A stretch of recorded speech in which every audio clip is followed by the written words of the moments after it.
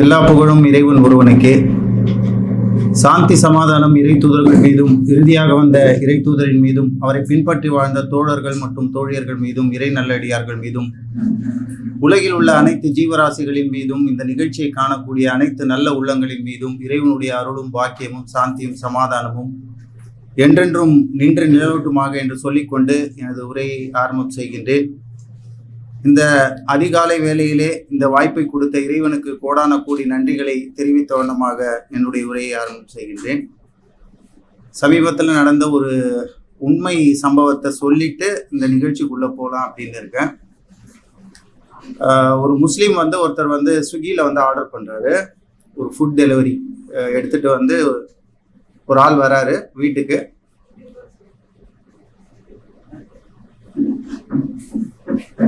கொஞ்சம் கவனமாக கேளுங்க. இந்த நிகழ்வு உண்மையா நடந்த நிகழ்வு. ஒரு பாய் ஸ்விக்கியில் ஆர்டர் பண்ணுறாரு. ஃபுட்டு ஆர்டர் பண்ண உடனே அது ஃபுட் டெலிவரிக்காக பாய் வருவாங்கல்ல, ஒருத்தங்க வருவாங்கல்ல, அவங்க எடுத்துட்டு பார்த்தா கேட் லாக் ஆகிருக்கு. இவர் என்ன பண்ணுறாருன்னா ஃபோன் பண்ணுறாரு, பாய் நான் வந்துட்டேன், உங்கள் ஃபுட் டெலிவரிக்கு எடுத்துகிட்டு வந்துட்டேன் அப்படின்னா, இரு வரேன் அப்படின்னு சொல்லிட்டு அவர் ஃபோனை கட் பண்ணுறாரு. 10 நிமிஷம் வரல. திரும்பவும் ஃபோன் பண்ணுறா போல, இரு வரேன் அப்படின்னு சொல்லிட்டு திரும்ப இன்னொரு 20 நிமிஷம் கிட்டத்தட்ட வெயிட் பண்ணுறா போல. அதுக்கப்புறம் அந்த ஃபுட் டெலிவரி கொண்டு வந்தார். என்ன நினைச்சாருன்னா, சரி நம்ம ஃபுட்டை இங்கே வச்சுட்டு போயிட்டு திரும்ப அவர்கிட்ட வாங்கிக்கலாம், நம்ம ஃபோனில் சொல்லிக்கலாம் அப்படின்னு சொல்லிட்டு கேட்டை அந்த கீழே வச்சுட்டு திரும்பும் போது அவர் இறங்கி வந்துட்டு என்ன கேள்வி கேட்குறாருன்னா, இன்னும் நாய்க்கு வச்சுட்டு போகிற மாதிரி போகிற, இதுதான் வேலையா? எப்படி நாய்க்கு வச்சுட்டு போகிற மாதிரி போறியே, இதுதான் வேலையா அப்படின்னு சொல்லி கேட்கு. அப்போ அவர் சொல்கிறாரு, இல்லை சார், நான் 20 நிமிஷமாக வெயிட் பண்ணால் உங்களுக்கு 2 வாட்டி ஃபோன் பண்ணேன், நீங்கள் தான் லேட்டாக வந்தீங்க, அதனால் நான் அப்புறமா உங்ககிட்ட காசு வாங்கிக்கலாம், உங்களுக்கு ஃபோனில் சொல்லிடலான்னு சொல்லிட்டு நான் இங்கே வச்சேன் சார் அப்படின்னு சொன்னால், அதெல்லாம் நான் ஒத்துக்க முடியாது, நீ வெயிட் பண்ணி தான் கொடுத்துட்டு போனேன், அதுதான் உன் டியூட்டி அப்படின்ற மாதிரி அவர் சொல்கிறார். நான் இதுக்கு காசு தர மாட்டேன் அப்படின்னு சொல்லிட்டு வேற சொல்கிறார். சார் நான் சொல்கிறேன், சார் இல்லை சார், நீங்கள் காசு கொடுக்கலன்னா என்னுடைய சம்பளத்தில் தான் பிடிப்பாங்க, நீங்கள் இந்த மாதிரி செஞ்சது எனக்கு சரியில்லை சார் அப்படின்னு சொன்னால், இல்லை நீ என்கிட்ட என்னையும் எதிர்த்து பேசுறியா, அதெல்லாம் கொடுக்க முடியாது காசு, நான் இந்த ஃபுட்டையும் வச்சுப்பேன், உனக்கு காசையும் கொடுக்க மாட்டேன், உன் மேலே கம்ப்ளைண்ட் பண்ணுறேன் அப்படின்னு சொல்லிட்டு சொல்கிறாரு. இதை மூணாவதாக இன்னொரு ஒரு மனுஷன் அதை பார்த்துட்டார். பார்த்துட்டு, என்ன பை, என்ன சண்டை, என்ன பிரச்சனை அப்படின்னு சொல்லி கேட்குறாரு. பாருங்க சார், இவன் நாய்க்கு வச்சுட்டு போகிற மாதிரி போகிறான் சார் ஃபுட்டை, இவனுக்கு என்ன திமிர் இருக்கும் அப்படின்னு சொல்லி கேட்குறாரு. அப்போ அவர் சொல்கிறாரு, இல்லையா நான் 20 நிமிஷம் வெயிட் பண்ணிட்டு தான் அதுக்கப்புறம் இவர் வராத பட்சத்தில் தான் நான் திரும்பி போனேன், அப்புறமா காசு வாங்கிக்கலாம் அப்படின்னா, எவ்வளோ ஆச்சு அப்படின்னு சொல்லிட்டு அவர் வந்தவர் கேட்குறாரு. அவர்கிட்ட கேட்டார், அவர் வெயிட் பண்ணாரா சார் அப்படின்னா, ஆமான்னு சொல்லிட்டு அந்த பாய் சொல்கிறாரு. எவ்வளோ பாச்சு அப்படின்னு சொன்னால் 400 பாச்சோன்னே இவர் 400 எடுத்து, சார் நீங்கள் தேவையில்லாத வேலை பண்ணி எதுக்கு இப்போ அவனுக்கு 400 கொடுக்குறீங்க, அதெல்லாம் கொடுக்கக்கூடாது அப்படின்னு சொல்கிறாரு. அவரு இல்லை, அந்த ஆளும் வாங்குறதுக்கு தயங்குறாரு. அதுக்கப்புறம் இல்லை நீ வாங்கிக்கோ, இது நீ கொண்டு வந்த உணவுக்கான காசு, உன்னுடைய உழைப்புக்கான காசு நீ வச்சுக்கோ அப்படின்னு சொல்லி 400 திணிச்சு கொடுத்துட்டு, இப்போ அந்த பாயை பார்த்து சொன்னார், அந்த 20 நிமிஷம் இருக்குல்ல அதை திருப்பி அவருக்கு கொடுங்க அப்படின்றார். அது எப்படி பாய் நான் கொடுக்க முடியும் அவர் கேட்குறாரு. கொடுக்க முடியாதுல்ல, அப்போ அடுத்தவனுடைய நேரத்தை திருடுறதும் திருட்டு தான் அப்படின்னு சொன்னார். அடுத்தவனுடைய நேரத்தை திருடுறதும் திருட்டு தான் அப்படின்னு சொல்லி, அதுக்கப்புறம் அவருக்கு முகத்துல கறி பூசின மாதிரி இந்த செயலை அவர் செஞ்சார். அப்போதான் அதை உணர்ந்தார் அவர். இந்த டைம் மேனேஜ்மெண்ட்டுங்கிறது நம்ம முஸ்லீம்கள் கிட்ட இல்லாத ஒண்ணுங்க. நான் அடிச்சு பேசுவேன். ஒரு ப்ரோக்ராமோ ஒரு இதுவோ நீங்க ஃபிக்ஸ் பண்ணி பாருங்களேன், கண்டிப்பா அந்த டைமுக்கு வரமாட்டாங்க, கண்டிப்பா சொல் பேச்சு கேட்கவே மாட்டாங்க. அதுவும் குறிப்பா ஆன்மீக நிகழ்ச்சிகளுக்குன்னா வரவே மாட்டாங்க. இதான் நடக்கிற உண்மை. அதை நான் சொல்றதுக்கு வெக்கப்படல. நான் அந்த சமுதாயத்திலிருந்து வந்தாலும் இந்த குற்றச்சாட்டை நான் ஏத்துக்கிறேன். ஏன் சார்பா நான் அதை ஏத்துக்கிறேன். இப்படிதான் இன்றைக்கு இருக்கு. டைம் மேனேஜ்மெண்ட்டுங்கிறது கிடையாது, சிவிக் சென்ஸுங்கிறது கிடையாது, டிசிப்ளினுங்கிறது கிடையாது, தூய்மைங்கிறது கிடையாது. இப்படிதான் நிறைய பேர் இருக்காங்க. அப்புறம் எங்கேருந்து தாவா நம்ம செஞ்சு என்ன இருக்கு? ஒண்ணுமே கிடையாது. அப்போ நம்மளை தான் அவங்க பார்ப்பாங்க. ஆகவே இது ஒரு புரிதலுக்காக சொல்லப்பட்டது. இது நடந்த நிகழ்ச்சி, சரிங்களா? இப்படி நாம ஒரு சமுதாயம் இப்படி தங்களை ரெப்ரசன்டேட்டிவ் பண்ணா நமக்கு எந்த மரியாதையும் இருக்காது. சமுதாயத்துல எந்த ஒரு மரியாதையும் நிச்சயமா கிடைக்க போறது கிடையாது. அதை வந்து யாரு பசங்க பார்க்கும்போது இப்படிதான் வந்து அடுத்தவங்களை பார்த்து தான் கத்துப்பாங்களே தவிர நீங்க என்னதான் டீச் பண்ணாலும் அது கிடைக்காது இல்லையா. சமுதாயத்துல நம்ம எப்படி இருக்கோம் அப்படிங்கிறது மிக முக்கியமானது. சரி, நான் இன்னைக்கு வந்து எடுத்துக்கொண்ட தலைப்பு வந்து பாத்தீங்கன்னா லார்ட் அப்படின்னா என்னங்க? லார்டுன்னு என்ன? லார்டுன்னா கடவுள். கடவுள் என்று தன்னை யார் குரான்ல சொல்லிக்கிட்டான்? ஒரு மனுஷன் சொன்னான், ஃபிரௌன் வந்து சொன்னான். அவனை நம்ம எப்படி பார்ப்போம்? முட்டாள்னு பார்ப்போம். அதுக்கப்புறம் வேற எப்படி பார்ப்போம்? தன்னை கடவுள்னு ஒருத்தன் சொல்றான், அவனை நீங்க எப்படி நினைப்பீங்க? பைத்தியக்காரன். ரெண்டாவது சும்மா சொல்லுங்க, இன்டராக்டிவ் தானே. காஃபிர்னு சொல்லிட்டு சொல்லுவீங்க. வேற லேடிஸ் யாராவது என்ன சொல்லுவீங்க? ஒருத்தன் தன்னை கடவுள்னு சொல்றான், அவனை என்ன சொல்லுவீங்க? சீக்கிரம் பணக்காரன்.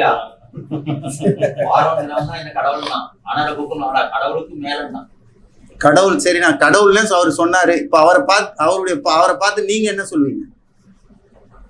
நீங்க என்ன போய் சொல்லுவீங்க? அறியாமையில சொல்லிட்டாரு.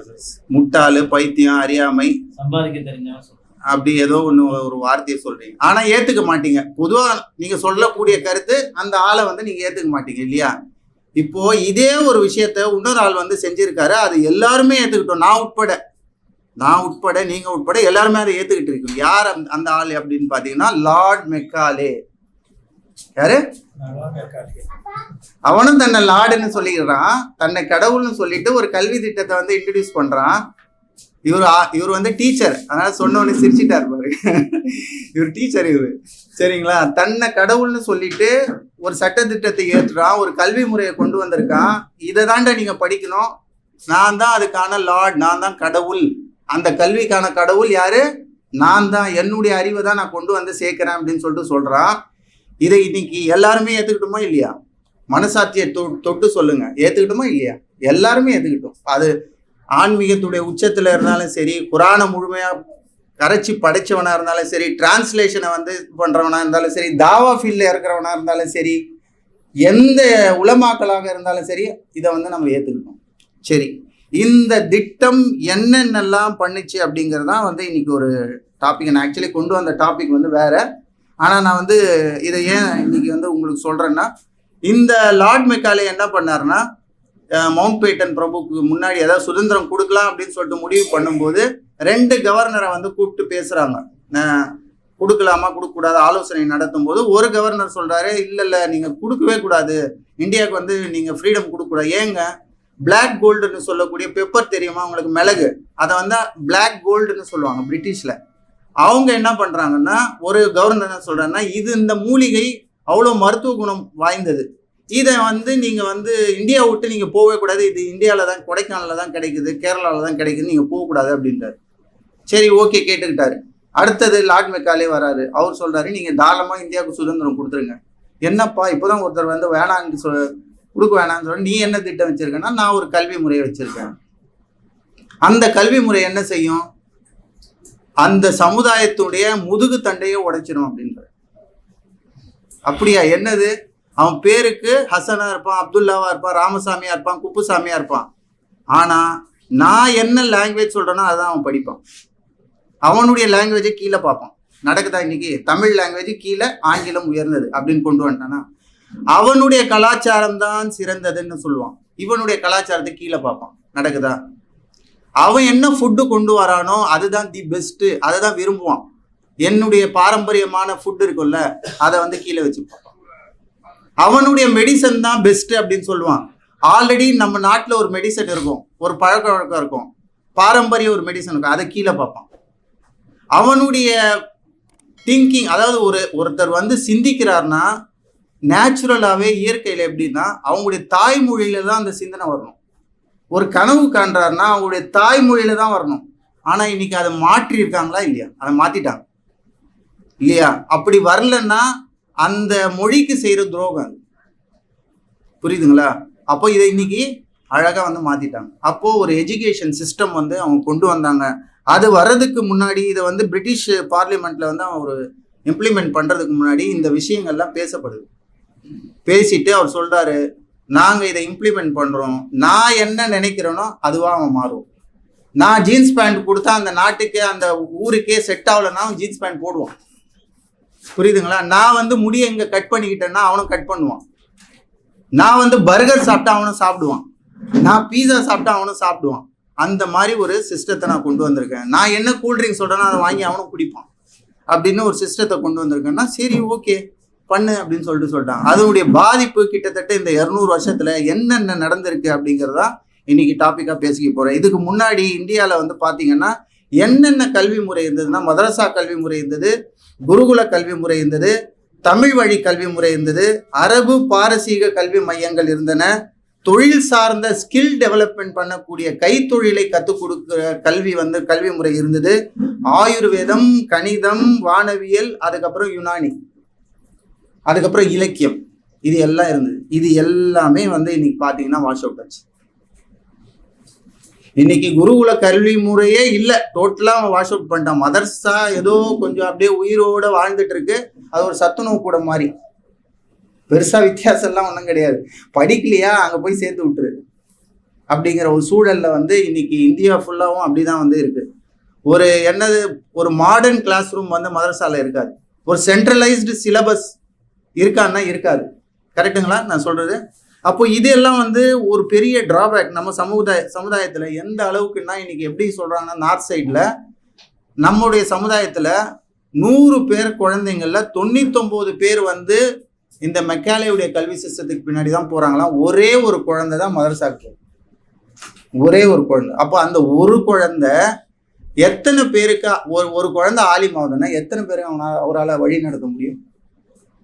எத்தனை பேருக்கு அவருக்கு சரியான ஒரு வழிகாட்டுதல் கொடுக்க முடியும்? ரெண்டாவது, அங்க கொடுக்குற கல்வி முறையும் 400 இயர்ஸ் பின்னாடி உள்ள சிலபஸ், அவுடேட்டட் சிலபஸ்.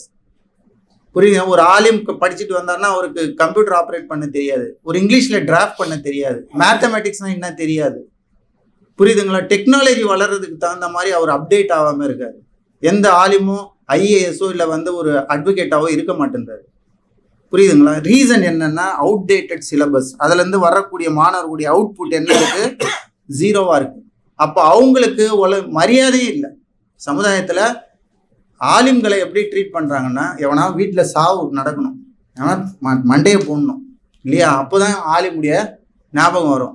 40வது ஃபாத்தியாக்கு 11வது ஃபாத்தியாக்கு. அதை தவிர நம்ம ஆலிம்களை என்னைக்காவது மதிச்சிருக்கணுமா? இல்லை ஒருத்தருக்கு சுண்ணத் தொடும்போது ஆலிம் வரணும், இல்லை ஒரு புது கடை திறந்தா அப்போ ஆலிம் வரணும், அது பாத்தியா ஓதுட்டுருக்கு.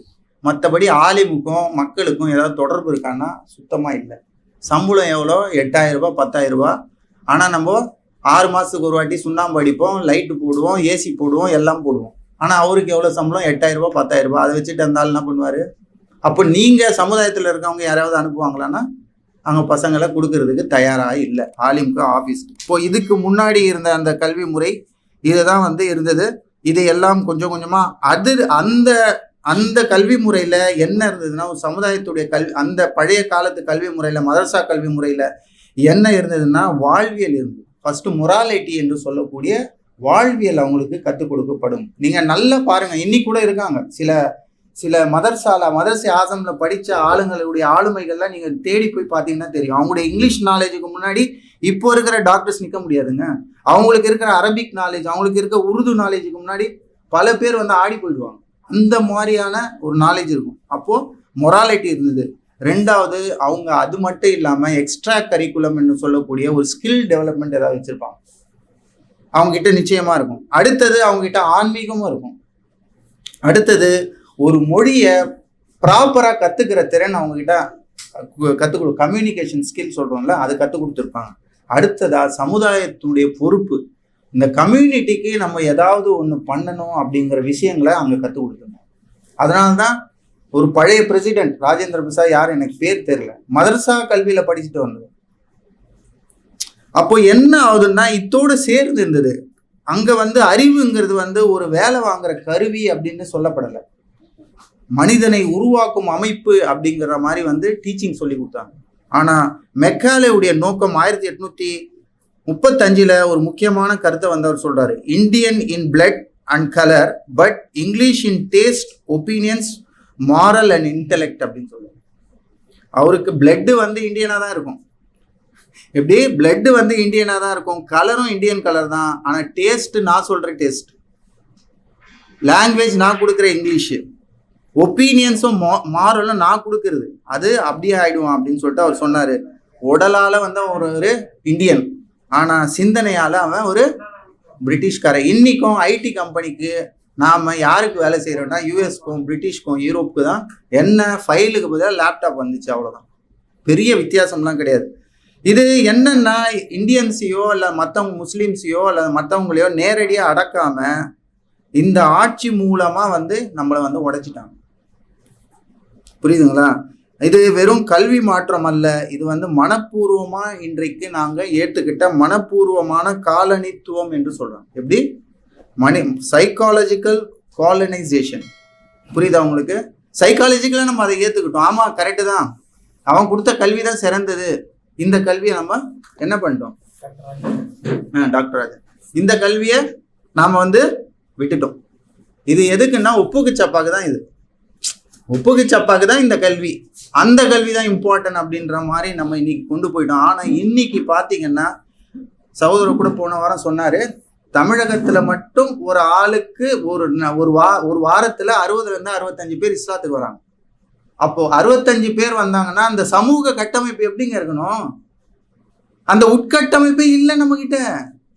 எவ்வளவு ஸ்ட்ராங்கா இருக்கணும்? வெறும் 2% இருக்கிற கிறிஸ்டியன்ஸ் கிட்ட அந்த கட்டமைப்பு அவ்வளவு சூப்பரா இருக்கு. அவங்க கிட்ட சத்தியம் இல்லை, பொய்ய கலந்துருக்கு, ஆனா வந்து கட்டமைப்பு அவ்வளவு ஸ்ட்ராங்கா வச்சிருக்காங்க. ஆனா ஒரு வாரத்துக்கு இத்தனை பேர் இஸ்லாத்துக்கு வராங்க. இதை பத்தி யாராவது இளைஞர்களோ பெரியவங்களோ இல்ல அமைப்புகளோ, எல்லாரையும் தான் சொல்றேன், நானோ நீங்களோ சிந்திக்கிறோமானா இல்லை. இன்னைக்கும் நேத்து கூட வந்து பாத்தீங்கன்னா மஸ்ஜித்ல நீ விரலை இப்படி ஃபாஸ்ட் ஆட்டுற, அது அப்படி இல்லை இப்படிதான் ஆட்டணும், 2 பேர் சண்டை போட்டுக்கிறாங்க. நான் சொன்னேன், காசால வந்து 2.5 வருஷமா பெண்களுக்கு நாப்கின் மாத்துறதுக்கு நாப்கின் இல்லைங்க. ஏன்னா நீங்க எங்கடா இருக்கிறீங்க? இன்னும் நீங்க வாங்க நீட்டி ஓதலாமா ஓதக்கூடாதா இன்னைக்கும் பேசிட்டு இருக்காங்க. அவங்களுக்கு ஒரு ஷெல்டர் இல்லை. இந்த பக்ரீத்துல அவங்க வந்து தொழுதுட்டு பேட்டி கொடுக்குறாங்க அந்த பெண்கள். எங்களுக்கு வந்து நாங்க இதை பேட்டி எதுக்கு கொடுக்குறோம்னா, இந்த நிலைமையிலையும் நாங்க வந்து அல்லாஹ்வை வணங்குறோம் அப்படின்னு உங்களுக்கு சொல்றதுக்கு தான் மெசேஜ் இது அப்படின்றாங்க. என்ன தெரியுமா இன்னைக்கு சாப்பிட்றாங்க? ஒரு மரத்துல இருந்து இலைய வந்து எடுத்து கூழாக்கிட்டு அதுதான் சாப்பாடாங்க அவங்களுக்கு. அதுதான் சாப்பாடுங்க. ஒரு பையனுக்கு ஒரு பிஸ்கெட் கிடைக்குது, அவன் சாப்பிடாம அவன் கூட இருக்க பூனைங்களுக்கு கொடுக்குறாங்க. ஒரே ஒரு ஹாஸ்பிட்டல் இருக்க, உடஞ்ச ஹாஸ்பிட்டல், எந்த ஒரு ஃபெசிலிட்டியும் இல்லை. நாம எதை பத்தி பேசிட்டு இருக்கோம் இங்க? என்ன பர்பஸ் ஆஃப் லைஃப் இது? என்ன மாதிரி நம்ம போயிட்டு இருக்கோம்? ஒரு சிந்தனையும் இல்லையே, ஒரு விஷனும் இல்லையே. எங்க போயிட்டு இருக்கோம்? நம்ம எதை பத்தி நம்ம பேசுறோம்? வேற வார்த்தைகளை வச்சு தொங்கிக்கிட்டு உண்மையான விஷயத்த வந்து விட்டுறோம்ல. நம்ம உண்மையான விஷயம் எது நம்ம செய்யணுமோ, மக்களுக்கு நாம எதை செய்யணுமோ அதை செய்யறதை விட்டுட்டு இன்னைக்கு நாம இந்த கல்வி இதுதாங்க கத்து கொடுத்துருக்கு. இந்த கல்வி ஜாம்பிகளாக மாத்திருக்கு. குழந்தைங்களை ஜாம்பிங்களாக மாத்திருக்கு. வேற எதுவுமே இல்லை. பேபி சிட்டர் போல ஆக்கியிருக்கு. மொபைல் போனுக்கு அடிக்ஷன் ஆயிருக்காங்க. ஆகவே ஒரு சமுதாயத்துடைய முதுகத்தண்டு உடைக்கிறதுன்னா என்னன்னா, ஃபர்ஸ்ட் அவங்களுடைய மொழியை, அவங்க பேசுறாங்கல்ல மதர் டங், அதை ஒழிச்சிடுறது. அந்த மொழிங்கிறது வெறும் தொடர்பு கருவி மட்டும் இல்லைங்க. நல்லா புரிஞ்சுக்கணும். அது ஒரு தொடர்பு கருவி மட்டும் இல்லை, அது இன்டலெக்ட், நினைவு. ஒரு மொழிங்கிறது ஒரு நினைவு, ஒரு மொழிங்கிறது ஒரு கலாச்சாரம், ஒரு மொழிங்கிறது அவங்களுடைய பாஸ்ட் ஹிஸ்டரி, வரலாறு. ஒரு மொழிங்கிறது அவனுக்கு தன்னம்பிக்கை. இல்லைன்னு சொல்லுங்க, அவனுடைய மொழி அவனுக்கு தன்னம்பிக்கை. ஒரு மொழிங்கிறது உலகத்தை பார்க்கும் பார்வை. இதெல்லாம் சேர்ந்தது ஒரு மொழி இல்லையா? வெறும் மொழி லாங்குவேஜ்னு போயிடக்கூடாது. அது இவ்வளோ விஷயம் இருக்கு. இதுதான் வந்து பேஸ், ஒரு சமுதாயத்துடைய அடித்தளம். இன்னைக்கு என்னாச்சு? ஆங்கிலம் உயர்ந்தது, உள்ளூர் மொழிகள் தாழ்ந்தது என்கின்ற மனநிலை உருவாகிருக்கா இல்லையா? ஆங்கிலம் ஒரு மொழி மட்டும் வந்து கிட்டத்தட்ட உலகத்துல 420 மொழிகளை அழித்துள்ளது. 420 மொழிகள். ஆகவே இதன் விளைவு தமிழ் தெரிந்தவன் கல்வி அறிவு இல்லாதவன், ஆங்கிலம் தெரிந்தவன் மேம்பட்டவன்ற நிலை உருவாயிருக்கா இல்லையா?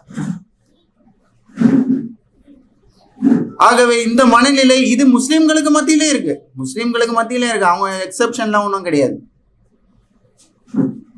மக்கள் தங்களுடைய சொந்த அறிவை மதிக்காமல் போனார்கள், இதனால ஏற்பட்ட விளைவு. மொழி போனதுனால ஏற்பட்ட, மக்கள் தங்கள் பாரம்பரிய நூல்களிலிருந்து விலகினார்கள். இங்க தமிழ்நாட்டில் இருக்க தமிழ் முஸ்லிம்களுக்கு நடந்த விஷயம் இது. அந்த மொழி இன்றைக்கு அந்த உருது மொழி அழிந்து போனது. ஏன்னா இஸ்லாமிய புத்தகங்களை பொறுத்த வரைக்கும் இன்னைக்கு கடல் போல எந்த ஒரு மொழியில இருக்குன்னா உருது மொழியில மட்டும்தான் இருக்கு, அடுத்தது ஆங்கிலம். ஆனால் இன்றைக்கு அவை எல்லாம் அழிந்துள்ளன. மிகப்பெரிய சொத்து நம்முடைய முன்னோர்கள் விட்டு சென்றது, எல்லாத்தையும் அழிச்சோம். வக்பு போர்டை நம்மளால காப்பாற்ற முடியல. ஆகவே கல்வியின் நோக்கம் மாற்றப்பட்டது. மெக்காலேயுடைய கல்வியால என்ன கல்வியுடைய நோக்கம்? முன்பு என்ன இருந்தது? நல்ல மனிதனை உருவாக்குதல், மொராலிட்டியை, நல்லொழுக்கத்தை கற்றுக் கொடுக்கறது, சமூக பொறுப்பு, இறை உணர்வு, வாழ்க்கையினுடைய ஞானம், இது இருந்தது அந்த காலத்துல. இவைதான் முக்கியம் என்று சொல்லப்பட்டது. இன்னைக்கு எது முக்கியம் சொல்றாங்க தெரியுமா? வேலை, ஜாப் தான் முக்கியம் சொல்றாங்களா இல்லையா? ஜாப் மட்டும்தான் முக்கியம், அதுல மட்டும் கான்சென்ட்ரேட். சம்பளம் முக்கியம், சம்பளம் எவ்வளோன்னு பாரு, அதுல கான்சென்ட்ரேஷன் சொல்றாங்களா இல்லையா? முஸ்லீமும் சொல்றானா இல்லையா? அடுத்தது கவர்மெண்ட் ஜாபுக்கு போய் செட்டில் ஆகிறதுக்கு பாரு, இந்த விஷயத்த சொல்றாங்களா இல்லையா? அடுத்ததாக நல்ல எக்ஸாம்லாம் போய் எழுது, தப்புன்னு சொல்லலை. நோக்கம் எதுவாக மாற்றப்பட்டது? அந்த டிஃபரன்ஷியேட் தெரியணும்ல நமக்கு. பர்பஸ் என்னங்க? வேணும் தான், இல்லைன்னு சொல்லிட்டு சொல்ல, ஆனா அதுவே தான் பர்பஸா வச்சிருக்காங்க. அதான் பிரச்சனைங்க. அடுத்ததாக சர்டிஃபிகேட் தான் உங்களை வந்து நிர்ணயிக்கும். நல்லா படிச்சு சர்டிஃபிகேட் வச்சுருந்தீங்க, நீ நல்ல பையன். ஃபெயில் ஆகி போயிட்டு 40% ஃபெயில்னே கேட்டவன், இது எப்படிங்க? இது எப்படி டிஃபைன் ஆகும்? இதுவே ஃபர்ஸ்ட் தப்பு. இன்னைக்கு நிறைய பேர் பிஸ்னஸ் பண்றவங்க எல்லாம் என்ன, படிக்காதவங்க எல்லாம் நல்ல நிலைமையில இல்லையா? அவங்களுக்கு கீழே வந்து பிஸ்னஸ் பண்றவங்க யாருமே இல்லையா? அவங்களுக்கு கீழே படிச்சவங்க வேலை செய்யலையா? ஆகவே அறிவுங்கிறது சம்பள கருவி என்று இன்னைக்கு இந்த மெக்காலேயுடைய கல்வியால உருவாக்கப்பட்டது இல்லையா? அடுத்ததாக தன்னம்பிக்கை, ஒரு செல்ஃப் கான்ஃபிடன்ஸ் எப்படி உடைக்கப்பட்டது? நீங்கள் பின்தங்கியவர்கள் என்று சொல்லப்பட்டது. எப்படி? பிரிட்டிஷ்காரன் தான் உயர்ந்தவன், வெள்ளை தோல் வச்சவன் தான் உயர்ந்தவன், நீங்கள்லாம் பின்தங்கி. இன்னைக்கும் இந்தியன் பாஸ்போர்ட்டுக்கு வேல்யூ கிடையாது, இன்னைக்கும் கிடையாது. இதே American passport, Canadian passport, European passport வச்சா 180 கண்ட்ரிக்கு விசா இல்லாமல் போகும். 180 நான் டிராவல் இண்டஸ்ட்ரியில் இருக்குன்னாலும் சொல்கிறேன். அப்போ வேல்யூ, உடனே போய் நம்ம ஆள் அங்கே செட்டில் ஆகணும் பார்க்குறோம். எதுக்கு? Because of the passport. புரியுதுங்களா? ஆகவே இந்திய வரலாறு தாழ்த்தப்பட்டது, முஸ்லீம்களுடைய வரலாறு தாழ்த்தப்பட்டது, மேற்கத்திய நாகரிகம் உயர்ந்தது என்று சொல்லப்பட்டது. இன்னைக்கு பாகிஸ்தானை திட்டுறானுங்க, மற்ற முஸ்லீம் கண்ட்ரிங்களை திட்டுறாங்க, ஆப்கானிஸ்தானை திட்டுறாங்க. ஆனால் 200 வருடம் ஆட்சி செய்த பிரிட்டிஷுடைய கிரிக்கெட்டை தான் இன்னைக்கு நம்ம விரும்புகிறோம். இது என்ன? இது என்ன டிஃப்ரென்ஷியேட்டு? இன்னைக்கு நம்ம அதை தானே, அவனுடைய விளையாட்டு தானே உயர்ந்ததுன்னு நம்ம சொல்கிறோம். புரியுதுங்களா? அவன் கண்டுபிடிச்ச கண்டுபிடிப்புகள் தான் உயர்ந்தது அப்படின்னு சொல்கிறோம். இன்னைக்கும் மெட்ராஸ் கிளப் சொல்லிட்டு ஒன்று இருக்குது. அந்த மெட்ராஸ் கிளப்பில் வந்து பிரிட்டிஷ்காரங்க மட்டும்தான் உள்ளே இருப்பாங்க. நீங்கள் போய் அதில் ஜாயின் பண்ணணும்னா 4 லட்ச ரூபாய் ஃபீஸ் வந்து அட்மிஷன் ஃபீஸ் கொடுக்கணும். அதுவும் அதுக்கப்புறம் அவன் டிசைட் பண்ணுவான் ஜாயின் பண்ணுமோ பண்ணக்கூடாது. அங்கே உள்ளே யாருமே போக முடியாதுங்க. இன்றைக்கும் ராயபுரம் ஸ்டேஷனுக்கும் எக்மூர் ஸ்டேஷனுக்கும் சென்ட்ரல் ஸ்டேஷனுக்கும் கவர்மெண்ட் பே பண்ணுது, பிரிட்டிஷுக்கு பே பண்ணுது. யாருக்கும் தெரியும், இந்த நியூஸ்லாம் வெளியே வர்றது கிடையாது. ஆகவே உள்ளூர் சிந்தனைகள் பழமையானவை என்று காட்டப்பட்டது. அதனால் பல தலைமுறைகள் தங்களை குறைவானவர்கள் என்று உணர ஆரம்பித்தனர். நாமளே டிகிரேட் பண்ணிக்கிறோம். அவன் தான் பெஸ்ட்டு, அந்த கண்ட்ரி தான்டா பெஸ்ட்டு, அங்கே போனால் தான்டா பெஸ்ட்டு. இது நிலை உருவாகினது. அடுத்ததாக மதம் மற்றும் ஆன்மீக பிரிவு. பழைய கல்வி முறையில் மதம், ஒழுக்கம், வாழ்க்கையுடைய நோக்கம், இறை உணர்வு, இது கல்வியோடு சேர்ந்தது. ஆனால் இன்றைக்கு மதம் தனி, கல்வி தனி என்று உருவாக்கினாங்களா இல்லையா? மதம் தனி, மதத்தோ கல்வியோட சேர்க்காத, இது தனியாக வச்சுடு, மாறலை தனியாக வச்சுடு. மாறலே இல்லை. இன்னைக்கு அழகாக வந்து பிரிச்சான் பாருங்க. பிடி பீரியடே எடுத்தான் ஃபர்ஸ்ட், கிரவுண்டே இல்லை. இன்னைக்கு கட்டுற ஸ்கூலில் கிரவுண்ட் இல்லை. அடுத்தது நான் படிக்கும் போதெல்லாம் மாரல் பீரியட்னு ஒன்று, மாரல் பீரியடே எடுத்துட்டான். இது ரெண்டுமே தேவைங்க பசங்களுக்கு. விளையாடும் போது தான் அவனுடைய மனமும் உள்ளமும் உற்சாகம் அடையும், அவனுடைய எலும்புகள் வலுவடையும், அவனுடைய தசைகள் வலுவடையும், அவனுடைய மூளை நல்லா இயங்கும். நல்லா விளையாடணும் பசங்க. அதே போல நல்லொழுக்கம் அவனை சிறந்த மாணவனாக்கும், இந்த நாட்டுக்கு நல்ல மாணவனாக்கும், அந்த சமுதாயத்துக்கு நல்ல அந்த குடும்பத்துக்கு நல்ல மாணவன். இதை ரெண்டுத்தையும் அழகாக வந்து எடுத்தான். மொபைல் ஃபோனை கொடுத்தான் கையில். இன்னைக்கு என்னாச்சு? பசங்க தான் இஷ்டத்துக்கு, என்னுடைய குடும்பத்திலையும் அந்த பாதிப்பு இருக்குது. அதை நான் எக்ஸப்ஷன்லாம் சொல்ல, என்னுடைய குடும்பத்திலும் இருக்காது. ஆகவே இது இன்றைக்கு நடந்த இந்த கூத்துக்களில் மிக முக்கியமான கூத்து. நிறைய விஷயங்கள் இருக்கு. ஆகவே இதனுடைய நோக்கம், அந்த கல்வியுடைய நோக்கம் என்ன இருந்தது? அறிவு இருக்கும், நோக்கம் இல்லாத மனிதர்களை உருவாக்கிச்சு மெக்காலேயுடைய கல்வி. தொழில்நுட்பம் இருக்கு, ஆனா ஒழுக்கம் இல்லை. சம்பாதிக்கணும், டாலர்ஸை சம்பாதிக்கணும், லட்சக்கணக்கு, ஆனா வேல்யூ சொல்றல ஒழுக்கம் இருக்கு, ஆனா ஒழுக்கத்துல இங்க கீழே இருக்கும். அதுக்கு இதுக்கு கம்பேரே பண்ண முடியாது. புரியுதுங்களா? அப்படி டிக்ளைன் ஆஃப் தி வேல்யூ என்று சொல்லுவோமே. பணம் சம்பாதிக்கிறது மட்டும்தான் குறிக்கோள், எப்படியாவது சம்பாதிச்சிரு, ஆனா உங்ககிட்ட ஒழுக்கம் இல்லைனாலும் பரவாயில்ல, அது பரவாயில்ல, அதை பத்தி எல்லாம் கவலைப்படுது. போட்டி இருந்தும் அமைதி இல்லாத வாழ்க்கை. போட்டி இருக்கு, ஆனா அமைதி இல்லாத ஒரு வாழ்க்கை என்பதுதான். அடுத்ததாக சொசைட்டியை உடைச்சது. எப்படி குடும்பமாக முன்னாடி இருந்தாங்க, கூட்டு குடும்பமாக இருந்ததை தனித்தனி குடும்பங்களா ஆக்குனாங்களா? தனித்தனி குடும்பங்களா உள்ளேயே மொபைலை கொடுத்து தனித்தனி ஆட்களாக மாத்திட்டாங்க. தனித்தனி கூட்டு குடும்பம் வந்து தனித்தனி ஆக்கணும், தனித்தனி ஆக்கணும், வீட்டுக்குள்ளேயே ஒவ்வொரு ஆளையும் தனித்தனியா ஆக்கிட்டான். இது நடந்தது. ஊருக்குன்ட்டு ஒரு கௌரவம் இருக்கு, அந்த ஊர் கௌரவம் அழிக்கப்பட்டது. மரபு தொழில்னு ஒன்று இருந்தது. அவங்க இந்த ஊருக்குன்ட்டு ஒரு மரபு தொழில் இருக்கும், அந்த குடும்பத்துக்குன்னு ஒரு மரபு தொழில் இருக்கும், அதை எடுக்கப்பட்டது. சமூகம் என்ற அந்த வேர்டையே அவங்க எடுத்துட்டாங்க. எல்லோரும் சமம், யாதும் ஊரே யாரும் கேளீர், மனிதர்கள் அனைவரும் சமம். அதெல்லாம் கிடையாது. நீ தனி நீ தனி நீ தனிதான் அப்படின்ற மாதிரி கொண்டு வந்துட்டான். இதுதான் இன்னைக்கு மெக்காலே சிஸ்டம் கொண்டு வந்த கல்வி. தனி மனித வெற்றி, சமூகத்துடைய வெற்றி என்று சொல்ல, இங்க போய் சொல்லும் போது நாம செய்யணும்னு சொன்னார். அவர் எப்படி சொன்னாரு? இத நிகழ்ச்சி நடத்துறது நாம அப்படின்னு சொல்லிட்டு சொன்னாரு. அப்போ அங்க எப்படின்னா தனி மனித வெற்றின்னு வெறியேற்றி விடுவாங்க. தனிப்பட்ட முன்னேற்றம், நகரமயமான வாழ்க்கை, சிட்டி லைஃப் அப்படின்னு சொல்லி கொண்டு வந்தாங்க. முக்கியமானது இதுல உடைஞ்சது சமூகங்களுக்கு இடையே இருந்த இணைப்பு. ஒரு கிறிஸ்தவ சமூகமும் இந்து சமூகமும் முஸ்லிம் சமூகம் ஒன்னா இருந்த அது வந்து இணைப்பு உடைஞ்சது. தலைமுறையுடைய அறிவு, ஜெனரேஷனா ஒரு கல்வியை வந்து சொல்லி கொடுப்பாங்க. இப்போ கூட கொஞ்சம் முன்னாடி சொன்னாரு, எங்களுக்கு எப்படி கற்றுக் கொடுத்தாங்க தெரியுமா? இப்படி திருப்பி வச்சா கூட நாங்கள் படிப்போம் புக்கை. அந்த கல்வி எங்கெங்க போச்சு? அதை அழிச்சிட்டாங்க. அதே போல பாரம்பரியமா ஒரு தொழில் வந்து அந்த ஃபேமிலிக்கு சொல்லி கொடுப்பாங்க, கை தொழிலாக தான் இருக்கும், நீ செய்யிண்டு. அதை உடைச்சாங்க. தலைமுறை அறிவு முறிந்தது.